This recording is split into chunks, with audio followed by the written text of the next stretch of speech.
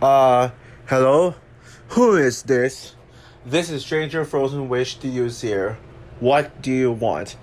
I am here to review one battle after another, the movie that just won Best Picture at the Oscars. Okay.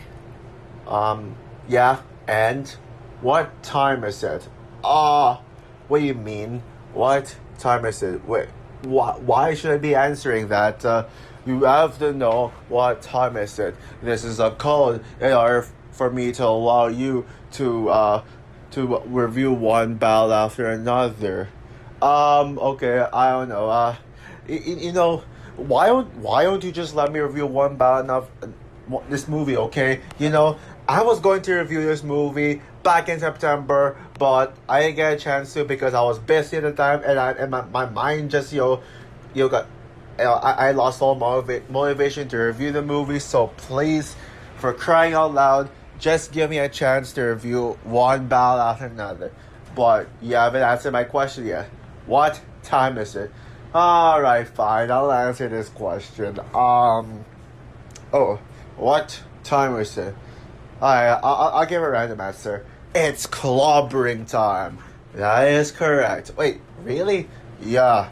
Enjoy making your one battle after another review. Hell yes. Hey guys, this is Frozen Wish Stews here. So Stranger Frozen Wish Stews here. I'm still getting used to my new username, to be honest.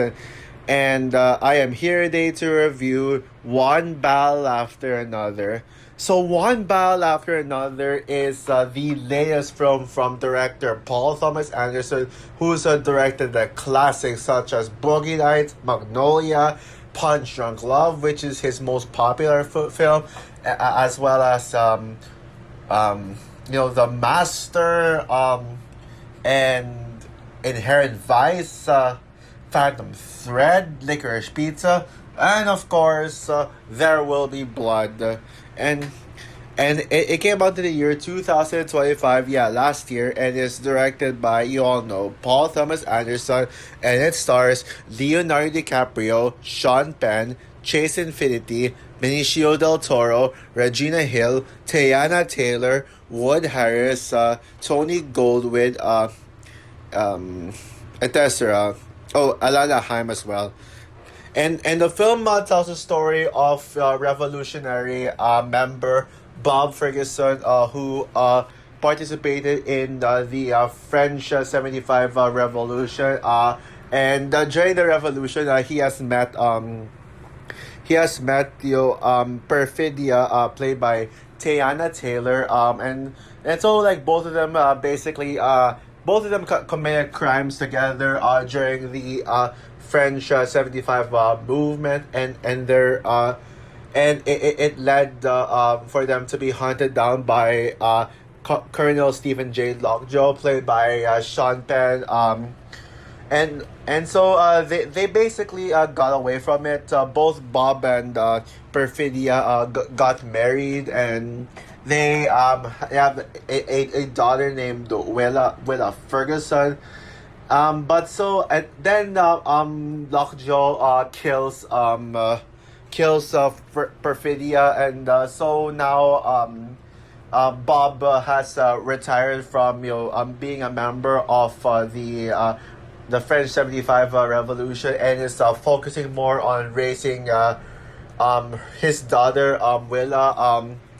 But then 16 years after the Bob's involvement with the French 75, Lockjaw has resurfaced to hunt down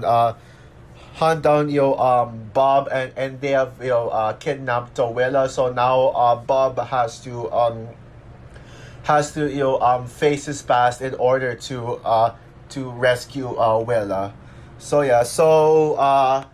Yeah, now I know I was originally going to review this movie back when this movie came out in September, or at the very least early October.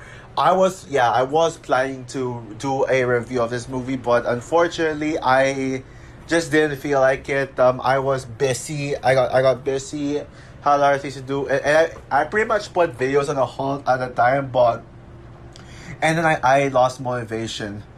But today we just had the Oscars. Yep, the Oscars. And I'll just give my quick thoughts on the Oscars right now. It was a great year for the Oscars.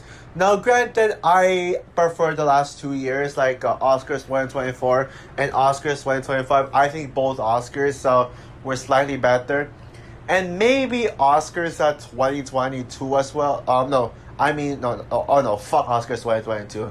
I meant to say Oscars 2023. Maybe, I'm not sure. I'm debating on that, but it's not one of my favorite years for the Oscars, but it was a damn good year. There were some damn good wins. Yeah, there was not a single win that I was pissed off on. But however, what makes this not one of the best Oscars year to me was just the fact that I didn't really feel that much emotions. You got but you got some amazing wins. Avatar: Fire and Ash for best visual effects. That was probably my favorite win of this award category. It's obvious, but it had to win. It's freaking Avatar, and Fire and Ash has the best visual effects ever put to film. It will be a crime for an Avatar movie to lose the best visual effects. And also huge congrats to K-pop Demon Hunters for winning Best Anime Feature and Best Original Song. Now, I still prefer Zootopia 2, and I wish Zootopia 2 won, but I think K-pop Demon Hunters, it's a good choice though. I mean, I'm glad it won. Maybe if an indie anime movie won, like Little Amelie, even if it's a great movie, yeah, I would have been like, no, Zootopia 2 should have won, but, well, it's a good thing. And Golden for Best Original Song, yeah, that is even more well-deserved than Best Anime Feature, because K-pop Demon Hunters has the best soundtrack of the year. Even though Wicked for Goodness is the musical of the year for me, I think K-pop Demon Hunters has the soundtrack of the year. You'll see what my favorite song of the year is, but it's not Golden. I think there is another K-pop Demon Hunters song that I think is better than Golden, but yeah, you'll see when I get around to my Frozen Awards at 2026. And huge congrats to Sinners for its wins as well. Best cinematography, best original score, Ludwig Göransson. Although I don't quite agree with that pick, because I think there are better scores here, like the score from this film, which I'll talk about. I'll get to it. And there's also Max Richter's score for Hamnet. And my personal favorite score of the year, yeah, I'm already giving away spoilers for my Frozen Awards. Hans Zimmer for F1, yeah, that would be my score of the year. And huge congrats to all the acting wins as well, especially with the lead ones. Michael B. Jordan for Sinners, hell fucking yes. And yeah, that's another award for Sinners. Michael B. Jordan freaking deserved it. And because he is my favorite of the nominees for Best Actor.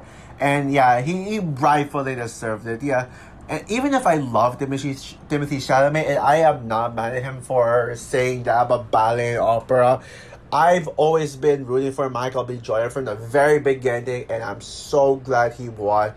And of course, Jessie Buckley from Hamnet, the best of the four performance wins easily. And of course, you got one battle after another sweeping. It won this is the very first winner for best casting. That was probably the most surprising win of this award, because everyone thought that Sinners was going to win, but turned out it was one battle after another that won. And then you got best director for Paul Thomas Anderson, his long-awaited win, and best picture.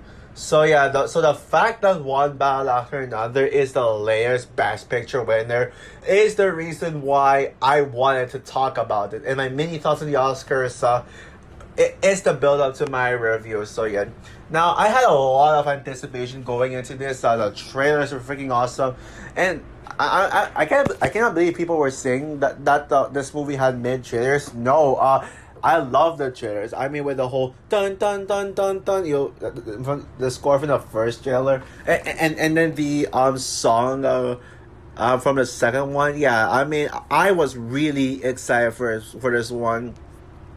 Yeah, I was hyped for this movie, and I rewatched most of Paul Thomas Anderson's movie. I think all or most, I don't remember, but I did rewatch them, and yeah, I can definitely say I am a Paul Thomas Anderson fan. I love Boogie Nights. I love Magnolia. I love Punch Drunk Love. Even if I don't think Punch Drunk Love is the wait, I don't remember what I rated Punch Drunk Love. Did I give it a 4.5 or a 5? I don't remember, but whatever. But I don't think Punch Drunk Love is his best from like what people say.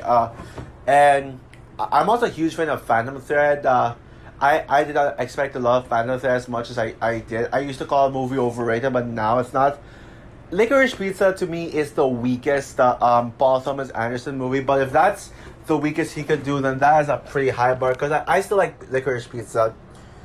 But apart from One Bad After Another, his best film was There Will Be Blood, which yeah, There Will Be Blood is honestly my favorite movie of 2007. It's between that and Ratatouille, but for now, thinking about it, yeah, I do consider There Will Be Blood as my favorite movie of 2007. So the fact that a Paul Thomas Anderson movie is my favorite movie of like an older PTA movie is my favorite movie of the year, and yet a PTA movie from this year, from like this latest film, overshadowed There Will Be Blood as his best movie. It's freaking insane. You probably might expect me to like have this really high up on my list if I consider There Will Be Blood as my favorite movie of the year it came out.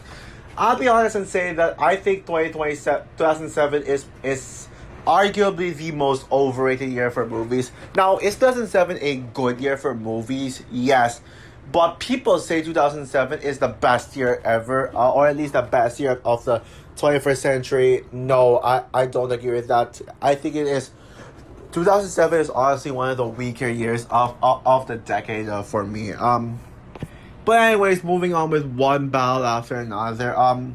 At the time, it was the most critically acclaimed movie of 2025.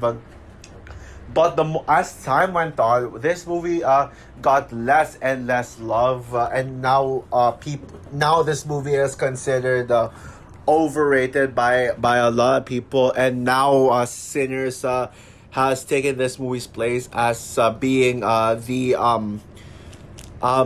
being the most critically acclaimed movie of 2025. I think Sinners deserves it. And honestly, I would have loved to see Sinners win Best Picture. If it did, then Sinners would have been my new favorite Best Picture winner of all time, or at least on par with Everything Ever All at Once. Although, but I don't really consider it as my favorite live action movie, like what my Letterboxd profile suggests. I am rethinking about that, but whatever. But it turns out it went into One Battle After Another. And yeah, now let's get into my personal thoughts on this movie. Now, I've seen this movie 4 times now, and so I definitely have a clear opinion, and I gotta say, One Battle After Another deserves all the rave reviews and gets. This movie is a masterpiece, and yes, guys, it is my favorite Paul Thomas Anderson movie of all time. Now, granted, I will say I would not go as far as putting it in my top 10 favorite movies of 2025 list. If you remember it, One Battle After Another was the last honorable mention. Yes, and yes, I did put this movie in my honorable mention simply because I think that 10 other movies were better than this, and the movie just did not quite hit me enough. It's not really a movie that's very personal to me. It doesn't really give me emotional impact, and that's the reason why that's what held this movie off from being in my top 10 favorite movies of 2025 list. But it is some right up there as one of the absolute best as one of the most well-made movies of the year. And I am happy with putting this at number 11. I think 2025 was a way better year than people make it out to be. And I think it is among the best of the best picture nominees, like among my favorite. I mean, obviously, Sinners is my favorite of the best picture nominees, no competition. And I stand by preferring Hamnet slightly over this one. In fact, I actually went back and forth to which movie I personally prefer, this or Hamnet. But I've decided that I would put Hamnet slightly over One Battle because Hamnet just made a bigger impact on me, and it's a movie I think about more. Plus, Jesse Buckley's performance is better than everyone's in this movie. So, yeah. So yeah. Now, what makes this movie so special is that it feels like it feels genuine on what it's trying to say. It feels so relevant on today's society. It tackles this movie tackles real world problems, and as a result, it feels very realistic. The story is very gripping as it tells a powerful story of how history can repeat itself in present day. So yeah, because like what I mentioned in the story, when I summarize it, it all started with something with Bob's history, and then we before we get to the main plot of Bob's past coming back to hunt him for revenge. It's a reminder to not underestimate the present and assume that life is better than it was before, because the past can catch up with us and haunt us. With the use of VistaVision cameras, this has one of the most gorgeous looking cinematographies of the year. Now, granted, it's not one of the best cinematographies. I mean, I would certainly nominate this for best cinematography at my award show, but I think Sinners deserves the win. I think Sinners was the right win, but One Battle is certainly right up there. Yeah, I mean the VistaVision shot they used of that camera makes this movie just feel even more alive. Every single frame in this movie, it feels lively. It makes the movie feel real than it already is, and I love how the whole picture. I mean, it fills up the entire screen. No, there's no black bars in there. And yeah, so I think that this aspect ratio is what makes the cinematography so great. But of course, there is one scene that makes the cinematography in this movie truly shine, and that is the climactic highway scene. Oh man, like that scene is easily one of the best scenes of 2025, hands down, and that is easily the best scene in the film. When I saw that car chase scene in the first time, my body was transcending to the screen. Not literally, but it felt like I was there. And yeah, it just feels like a freaking roller coaster ride. Like it feels like an amusement park. Like, honestly, if they show this movie in 4D, I would love to see this movie in 4D. In 4D theaters, just for that scene alone. Like it feels like my seats are moving along with it. Like, and the way the camera just shows the curvy roads. Yeah, and it's just so intense. And of course you got the score, like dun dun dun dun dun dun dun dun. Yeah, just damn. I mean that score has been freaking stuck in my head for quite a while now. For quite a while. And yeah, the score in this one is great. From Johnny Greenwood, easily his best work. Honestly, even if I can accept the fact that Ludwig Göransson's score for Series 1, and I am not going to argue with that, this is one of those best original score nominees that alongside Hamilton that I think is better than the Sinner score, because it's just more memorable, especially with the whole piano thing, like dun dun dun dun dun dun dun dun dun dun dun dun dun dun. Yeah. By the way, another thing I forgot to mention about the car chasing and what makes it so intense. Yeah, with the fact that the roads are incredibly curvy, the enemy driver is not going to know what exactly happened to the car, the car he's chasing, because when you're like down on the curve and about to go up, you cannot see the car, and the fact that Willa decided to stop the car in the middle of the highway after the curve, that go the upper curve, it's so smart because of course the villain, the guy who's chasing her, like he cannot see that the car has stopped, and of course it led him to crash. And yeah, that's very clever actually. And yeah, what else? And the performances are freaking outstanding. Leonardo DiCaprio proved that he is one of the absolute best actors in our generation, and he is certainly one of my favorite actors of all time. Leonardo DiCaprio is a person who just can do no wrong in whatever movie he's in, and I think he deserves to have more Best Actor win awards. I mean, The Revenant cannot be the only one for sure. And Sean Penn, yeah, I mean, Sean Penn deserved the Best Supporting Actor win, and I completely agree that he is easily the best of the five supporting actor nominees. I do have my own personal favorite supporting actor of the year, but when it comes to the Oscar worthy supporting actor, it was initially a battle between Sean Penn and Stan Skarsgård, but ultimately Sean Penn freaking deserved to win. And Teyana Taylor, honestly, I'm not sure if Teyana Taylor deserved to be nominated because of her limited screen time. But then again, I guess if Anthony Hopkins can be an Oscar winner despite only having 15 minutes of screen time, then I guess so can actors like Teyana Taylor. But I mean, there's just better supporting actresses you could have nominated, like Haley Steinfeld from Sinners and Ariana Grande for Wicked for Good, but whatever. But the MVP of the movie, the standout, is without question Chase Infinity. Chase Infinity.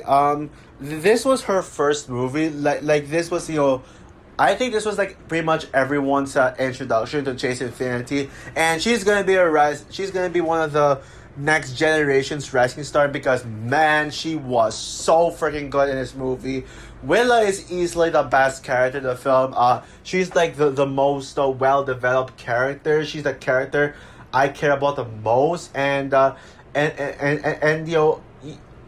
ending where Willa becomes like the new leader of the revolution, it feels freaking earned because Willa's journey pretty much she probably had like the best journey out of all the characters. And man, how the fuck did Chase Infinity get snubbed?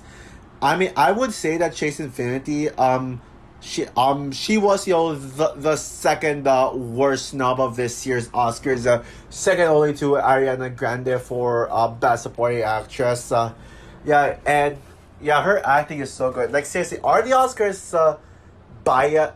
The Oscars seem to be back to being biased against Gen Z stars.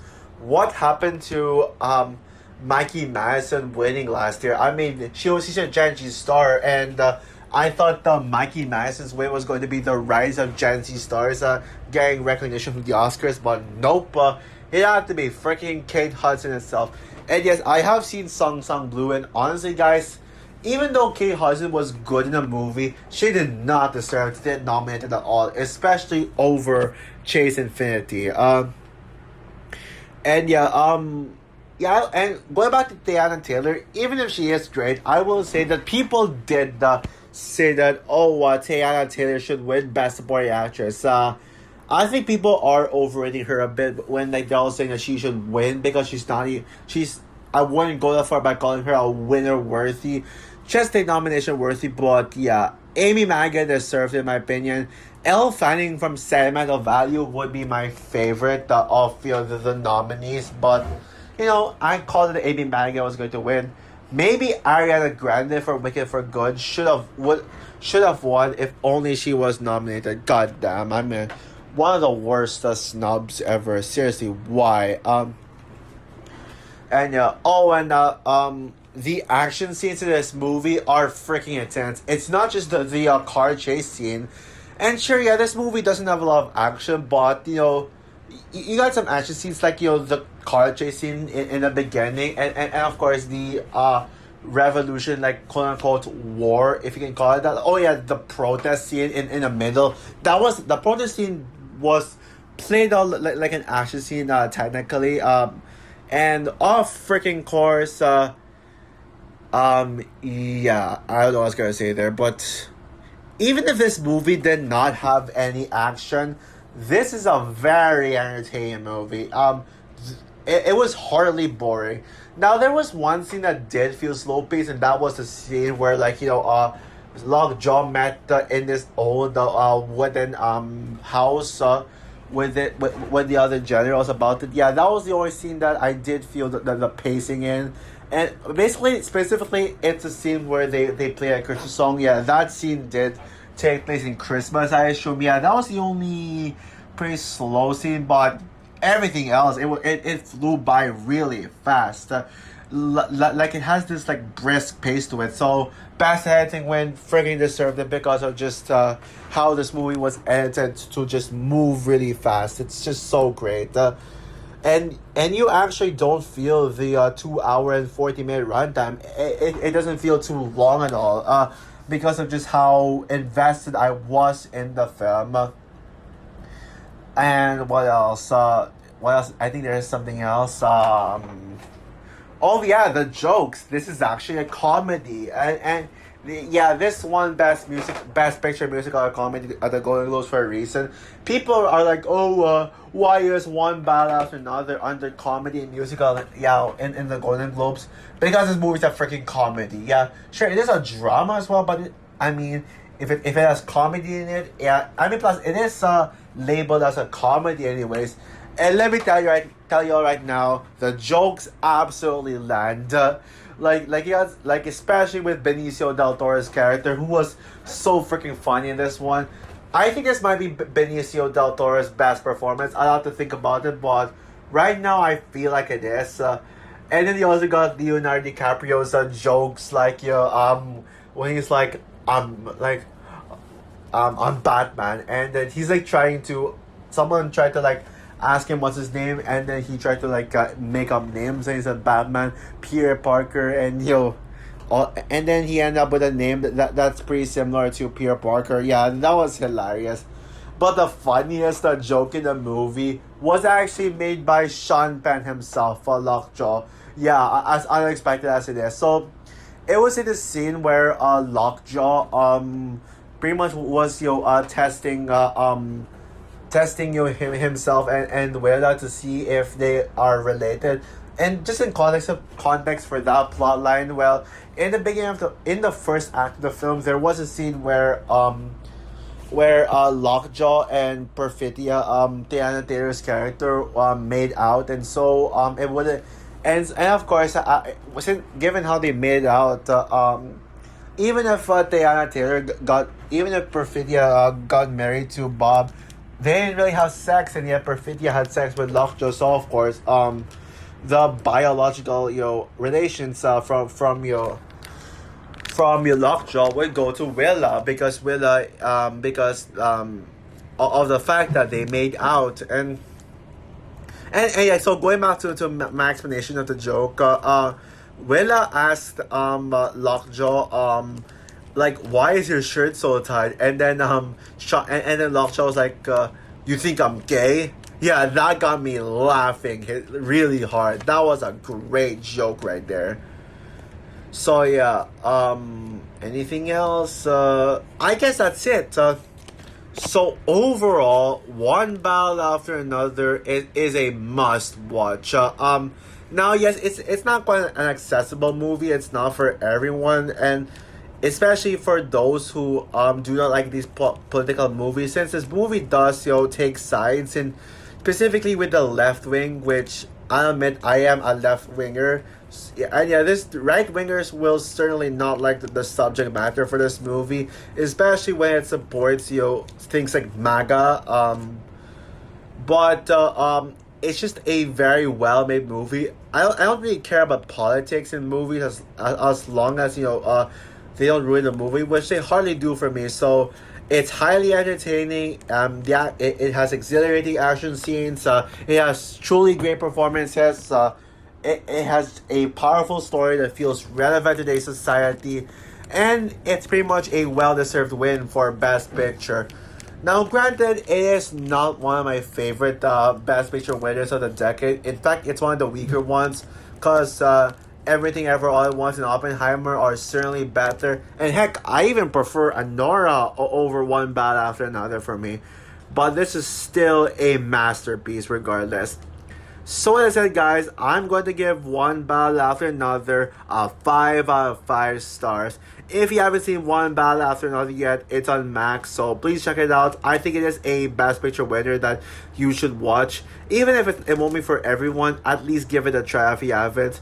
Oh, and also I should mention as well, this is yet another action movie that won Best Picture, just like Everything Ever All at Once. Hopefully the Oscars can keep giving action movies as its support, and it's also a blockbuster too. It has a budget of over 100 million, so nice to see an action blockbuster winning Best Picture. Please, hopefully the more blockbusters can win Best Picture. In fact, like what the acceptance speech of the F1 editor said when, the F1 sound editor said when F1 won Best Sound.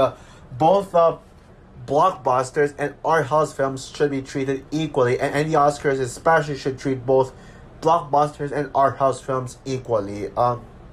So yeah, there's that. So that's all for my review of One Battle After Another. What are your thoughts on the movie? Would you agree with me this movie is a masterpiece? Even if there are better movies in 2025, and Sinners is the better Oscar contender. Do you think that One Battle After Another is the best movie of 2025 and rightfully deserve the win, or do you think that One Battle After Another is overrated? Comment down below, like, subscribe, hit the notification bell, and stay tuned for my movie review of Project Hail Mary. So yeah, bye guys.